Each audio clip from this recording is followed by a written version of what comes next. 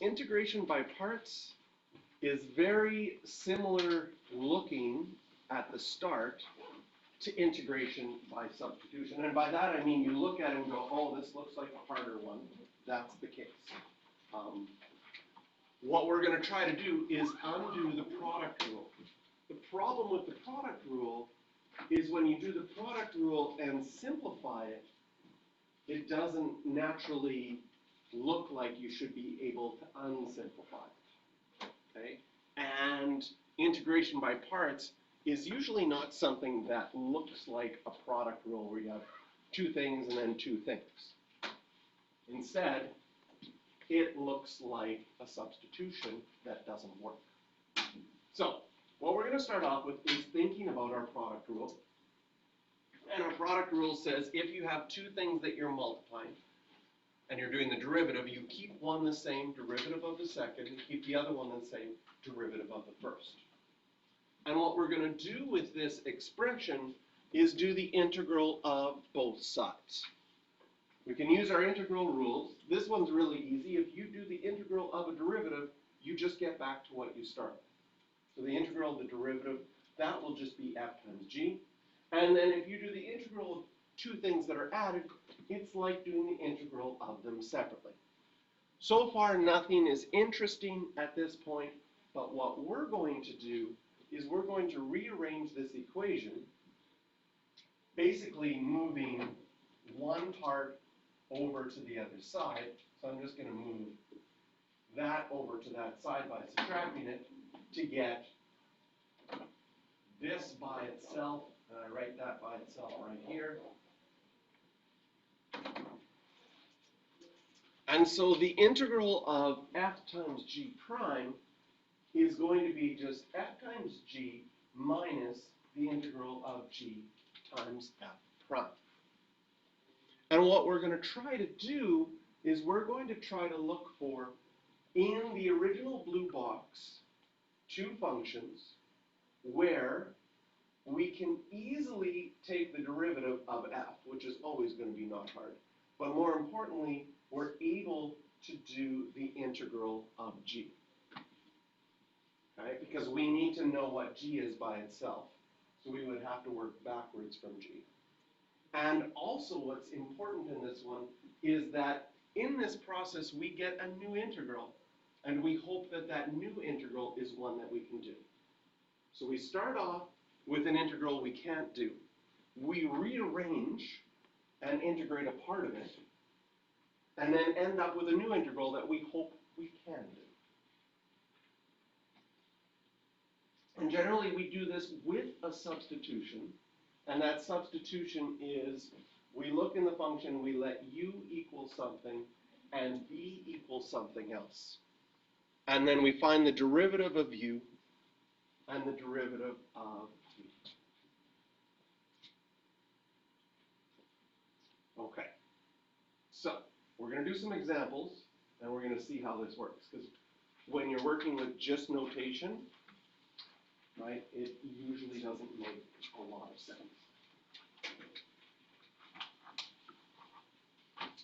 So here's our goal. Our goal is to choose items in the original integral to be u and dv so that we can easily find v, easily integrate, and we want the new integral to go away. So we're going to, after we've done a couple, we'll look at some strategies, but this is what it looks like. So I'm going to just rewrite the formula down for you here, that the integral of u dv is equal to uv minus the integral of v du. So in our original equation, we have to choose part of this to be u and part of it to be dv. And it looks like this. Okay? First of all, if you were looking at this one, you might go, ooh, I think it's substitution because I have a 3x inside of e. So you see a function inside, and you're tempted to go by the substitution rules that we practiced yesterday. However, the problem is that the derivative of 3x is just 3, and we have an extra x, an extra variable left. So this is telling us substitution is not going to work for this one. So we look at our original equation, and we're going to let u equal x and dv equal e to the 3x dx.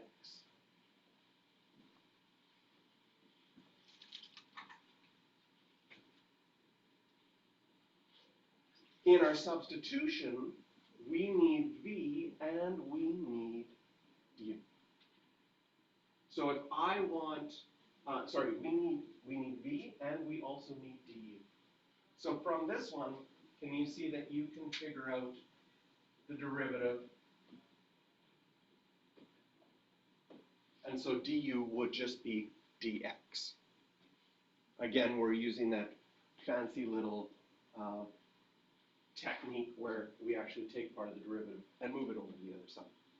Okay? On this side, if you integrate both sides, you could find v. And this is an easy integral to do because the integral of e to the 3x would just be e to the 3x, but there would be a chain rule where you multiply by 3. And although technically this would have a plus c, since we're integrating in the entirety, we'll just add our plus c at the end. We don't have to do the plus c's inside any of the substitutions. Okay, so we chose something for u, we found its derivative. We chose something for dv, and we worked backwards and found v. So now we can say that the integral of x e to the 3x dx is equal to u times v, so u was x, and v was e to the 3x divided by 3, minus the integral of v du, and v is e to the 3x divided by 3, and du is just equal to dx.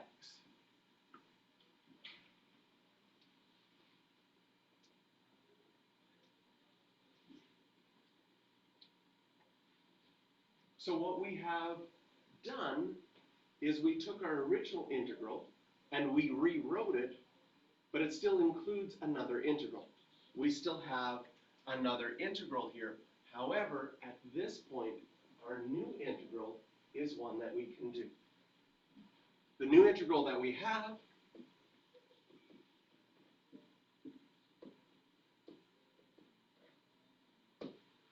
this would be itself and have to divide by another 3 because of the chain rule, and then we can add our plus c in the end.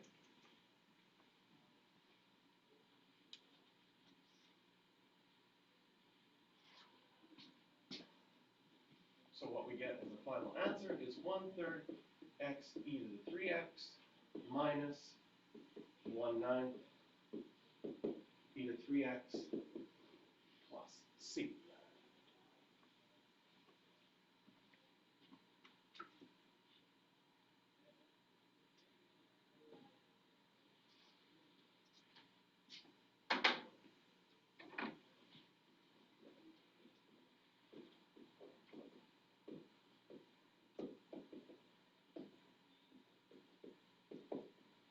Now curiosity gets me.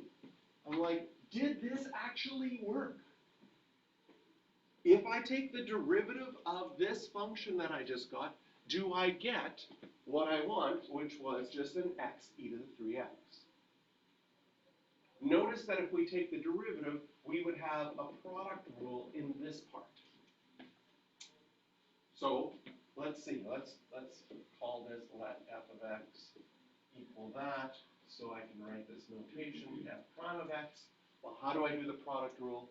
I would keep one the same, so that would be 1/3 x, multiplied by the derivative of the second one, which would be e to the 3x times 3 because of a chain rule, plus keep the second one the same, that's e to the 3x, multiply by the derivative of the first one. Derivative of 1/3 x is just 1/3, minus, because I still have to do the derivative of this part, 1/9 e to the 3x, and chain rule times 3.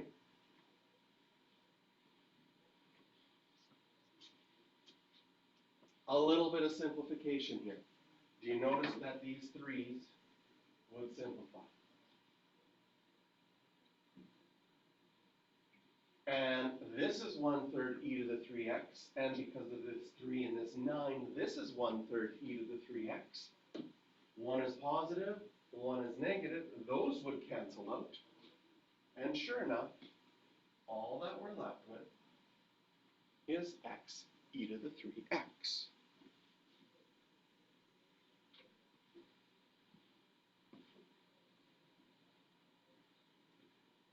And this is where the product rule working backwards would get complicated, because if you had this as your original derivative, look how much stuff canceled out to get something simple, and yet we can work backwards to undo them. So the key to being able to use integration by parts is usually you want u to be something that when you take the derivative, it goes away. A very typical integration by parts is that you have just an x. Because you take the derivative of that, it goes away, and then you will get something later on that's easier to do the derivative. Because the du, when that gets substituted in, now the x has gone away. Okay? The dv is usually something that you can integrate backwards forever without it getting more complicated. Like an e to the x works really nice. There's often integration by parts that use sine, because if you integrate sine, it just switches back from sine to cos, to sine to cos, to sine to cos, to sine to cos. So those are sort of overall hints that we like to make u something that goes away, and we like to make v something, or dv something that we can integrate forever. But sometimes you have to use integration by parts more than once. We'll get to a question like that as well. So, following that same idea,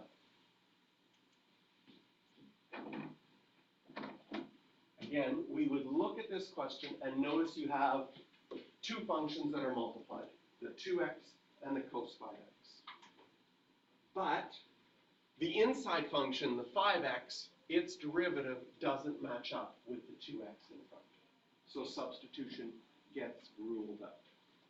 Substitution, you're looking for, does it have a function and its derivative present? Integration by parts, you're looking for, is it have two things multiplied together and both of them have a derivative? And we will always let u, or we try to let u equal something that the derivative goes away. So if I let u equal 2x, then du would equal to dx.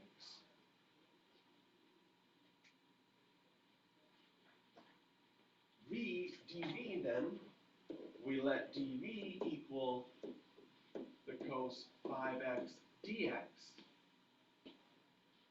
And then if we integrate both sides, the integral of cos is sine, so you'd have sine 5x, you would have to divide by 5. Feels a little wrong not to write plus c here, but it's okay.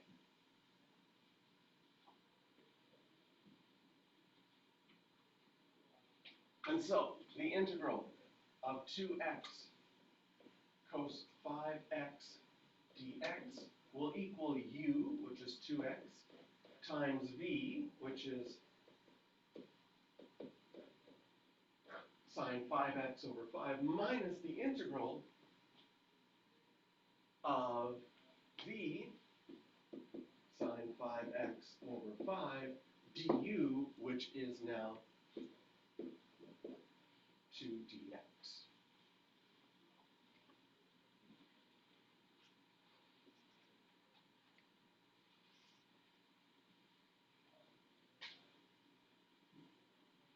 And again, since we chose u to be the x, the du made the x go away, and now we don't have that extra x which was causing us a problem in the first one. Now we have an integral that we can do. So, simplifying this, I'm going to get 2x over 5 times sine of 5x minus, and 2 on the top. Integral of sine will be, I guess I can change it to a plus, because it should be negative cos. Cos 5x. We had a 5 on the bottom already, but since we're integrating, we would have to also add an additional 5 to undo that chain rule again.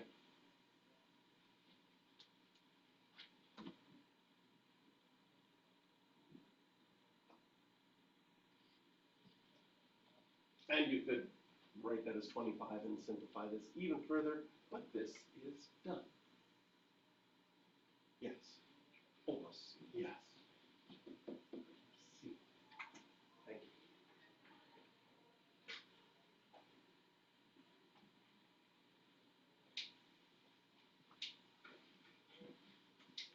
you. These are the most typical integration by parts. I would say our first two examples have a very typical look where you have one variable of either x or 2x or 5x out in front multiplied by something that you can integrate easily. Sometimes we have integration by parts that is a little hidden, okay? So this would be your problem-solving process. You're asked to integrate. You look at it and have no idea. So you think about the complicated methods that we learned for substitution and for integration by parts. Substitution, there's like no inside function, no derivative present, so you sort of eliminate that right away.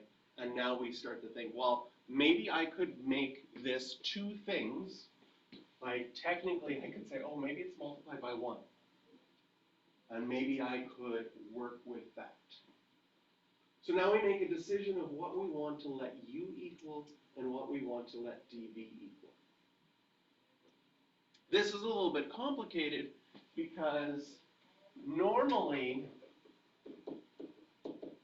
you would be like, let's have the v be ln x, the dv be ln x, but then if you have to integrate that, that's back to the same question. So it sort of seems like we have to let u equal ln x and let dv equal the 1 times dx.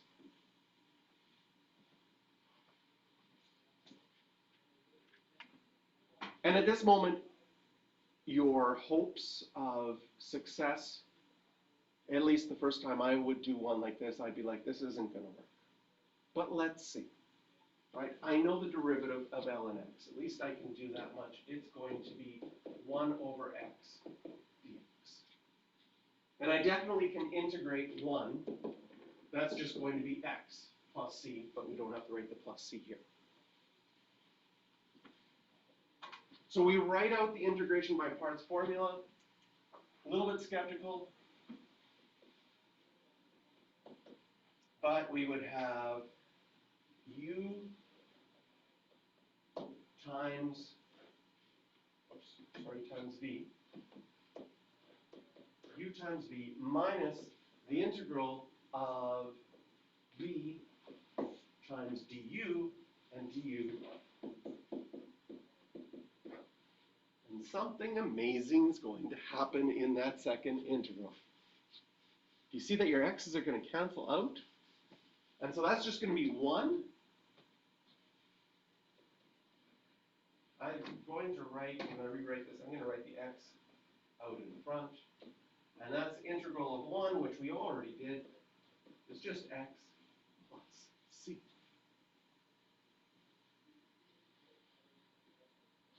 Which is terribly cool. And if you wanted to check this one, this would be a good one to practice. Let's do the check.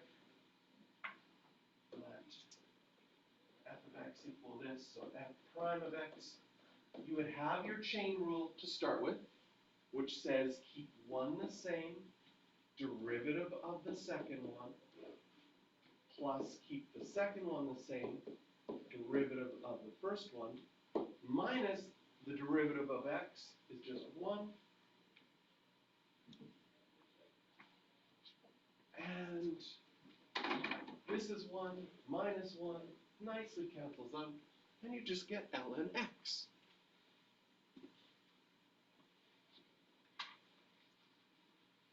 And I think that probably someone did this derivative and said, oh, that's cool, and for the longest time people just memorized that, oh, since I did this very cool derivative, I should just work backwards and just remember that if I have this, then its derivative is ln x. So if I have ln x, I should just memorize that this is its derivative, but we can actually solve it with integration by parts. So this is a more abnormal integration by parts example. And what was key here is that when you took v times du, something had to happen that you got an integral that worked.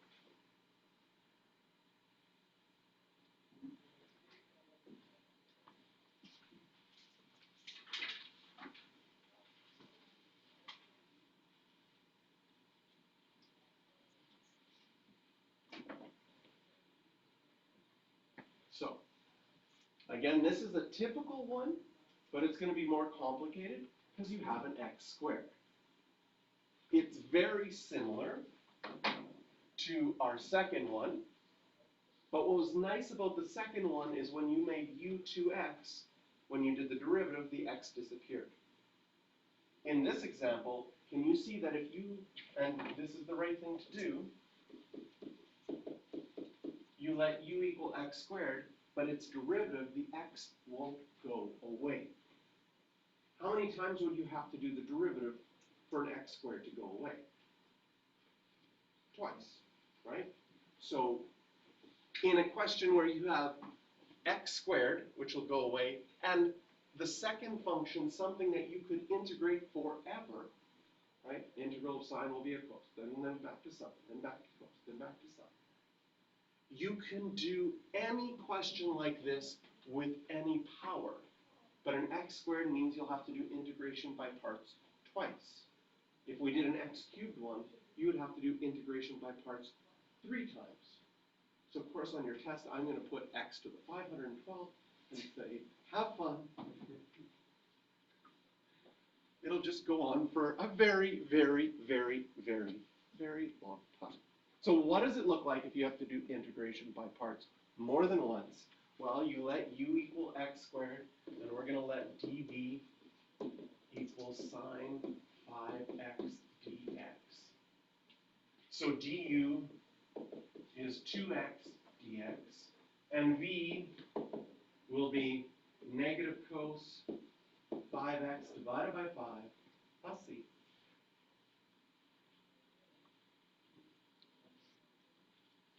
And we can rewrite the integration by parts formula.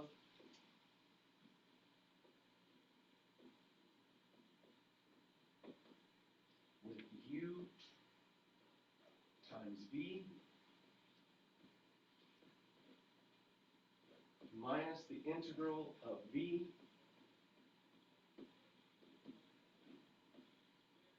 du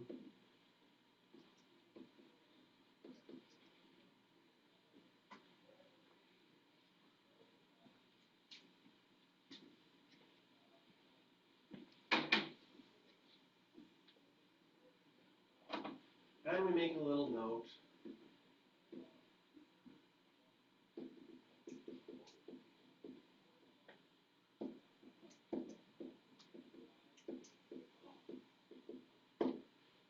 That what we got in the integral will need integration by parts again. This time, though, the x squared has been reduced to a 2x. So we will in our next integration by parts, get rid of the x altogether. Okay, we've used up u and v. What do you have a letters that you want to use next? We're going to have to do integration by parts again, but we're going to have to choose new letters. You want to use a and b. Shouldn't use x and y because we have x's in the question already. F and g, like this u and v are functions, so if you want to use function notation with f and g, or you feel like going all out using letters we haven't used before. Sorry, Q and R? All right, let's use Q and R. So we're going to let Q. J and R. Oh. I'm so used to consecutive letters. This is going to mess up my alphabet a little bit. Okay, so we can let J equal 2x and dr equal the negative cos 5x divided by 5. So dj would equal 2 dx, and r would be negative sine 5x, which already divided by 5, but we have to divide by another 5.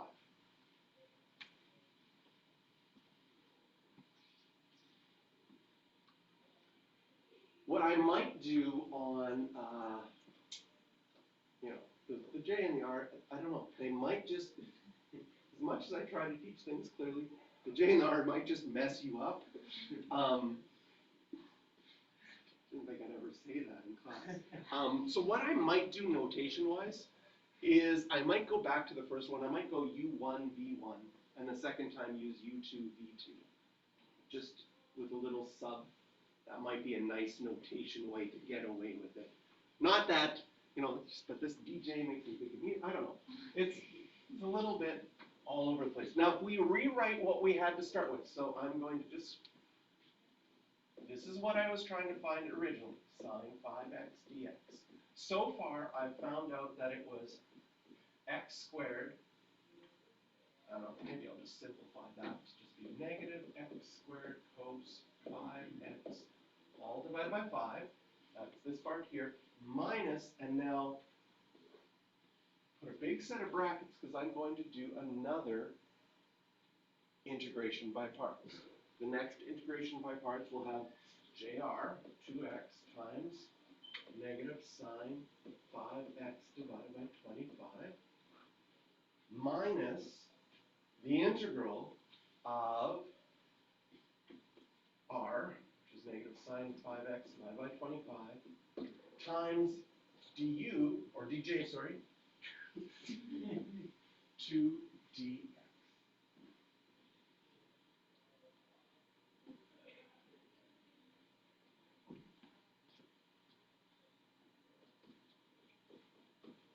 And that is something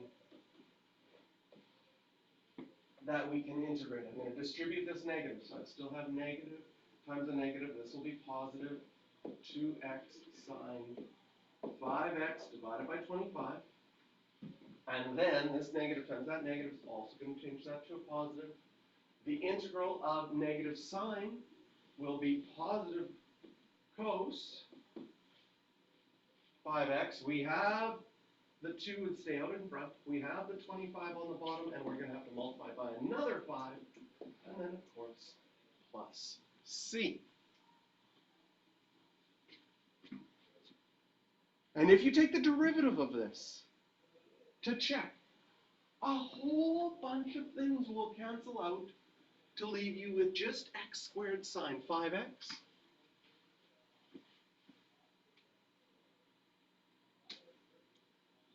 But it's kind of interesting because if you did take the derivative of this, you see that you have a product rule here, another product rule here, and then just a regular derivative rule there.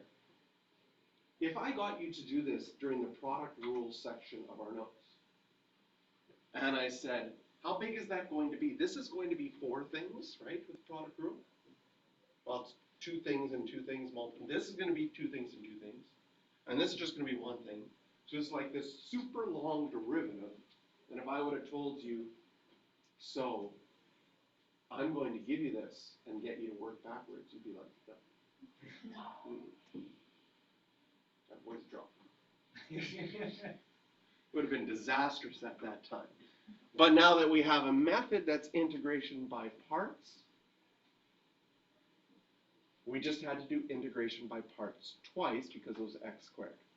I'm not sure how creative the textbook gets if they get you to do an x cubed one, x and 512, not sure. But you also might notice there's a pattern that's happening, right? We have our x squared, then we have our 2x, and then we have nothing. So if you had an x cubed one, you'd have an x cubed, then you'd have a 3x squared, then you would have a 6x, and then you would have, well, not nothing, because the derivative of 2x is 2. And so there is a pattern that if you decipher the pattern, I could give you this cos 5x1 and an x to the 8, and you could do it. Notice the pattern on the bottom. We go 5, 125, 125. Next one we'll have whatever that is times 5, right? 625 on the bottom. Very, very cool.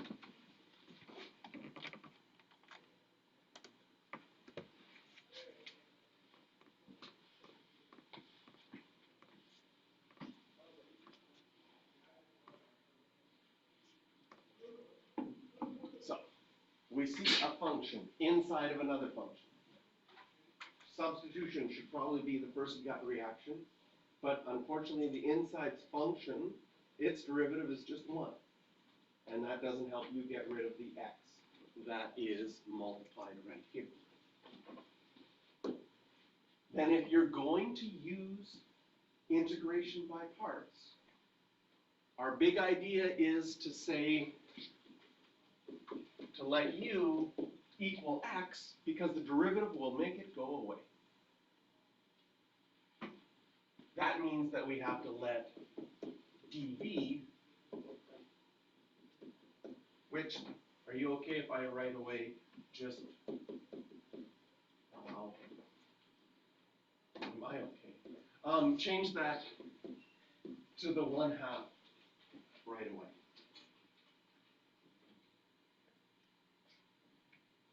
So this is nice. That the x goes away with the derivative there. Here, how do we integrate power rule? We add 1 to the exponent, divide by our exponent. And there's no chain rule that needs to happen here. Well, there is, but technically the derivative of the inside is 1. So there's nothing that you had to multiply with the chain rule, so there would be nothing you'd have to divide by the chain. Well, technically 1, 2. But yes. So we've got it set up, so now we can write out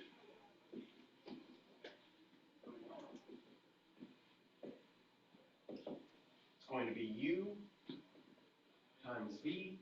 Are you all right if I change that, multiplying by a fraction? Multiply by the reciprocal, and you'll get 2/3 minus the integral of v again times du, which is just dx.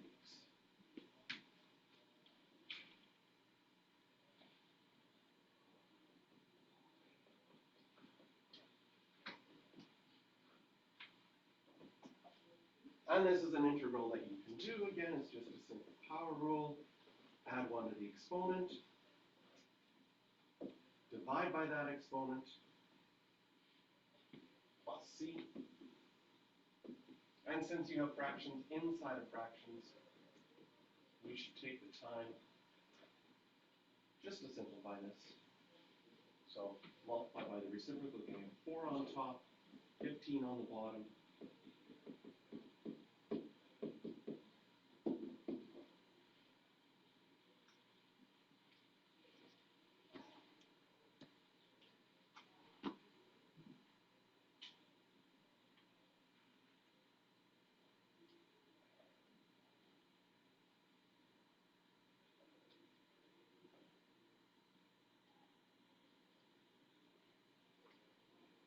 So, again, keys to integration by parts. It looks like substitution, but it doesn't work. I should try integration by parts. The hard thing about integration by parts is deciding what you're going to make u equal and what you're going to make dv equal to. That I find easy because you always want to choose almost always want to choose the u to be something that goes away.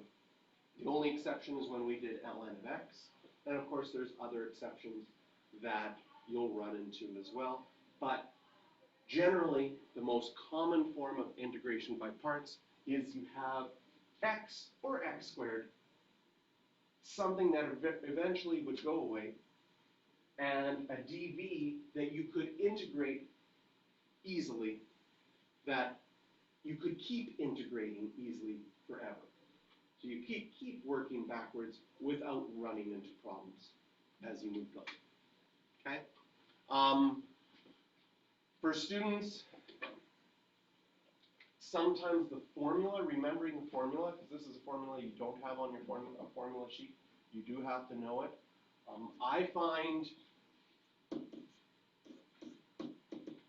keep the derivative rule, you know the product rule well. Keep one the same, derivative of the second. Keep the second the same, derivative of the first. And it's not hard to integrate this and get uv equals integral uv prime plus integral v u prime. I guess I could use dv and du instead. Then it's just a matter of rearranging this to get this by itself. So you get the integral of u, v prime is just dv, plus equals uv minus integral v du.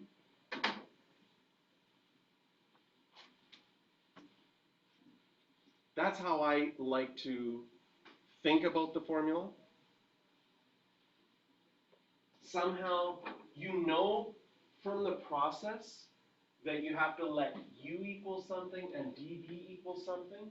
So in this process, these are the ones that you want to get by itself on one side of that equation. If you've forgotten the formula, just taking your product rule, integrating and rearranging will bring that formula back. I find that if you just try to memorize the integration by parts formula as its own thing, guaranteed, when you have to do it again next year in university calculus, you'll be like, oh, I don't remember. Okay? But if you have, integration by parts is related to the product rule, I think you will remember the product rule 6 months from now when you get to university. Sort of like something we've done so much of already, kind of like, you'll still remember. If you don't do calculus for 7 years, yeah, you will not remember the product rule, right? But that's okay. If you don't do calculus for 7 years, you probably haven't needed it for 7 years. Interesting to know what you'll be doing in 7 years that you need to forget, but whatever. So I find that is a good way to remember the formula and to help you write things in to solve. Okay, we're going to take the last half hour to try something.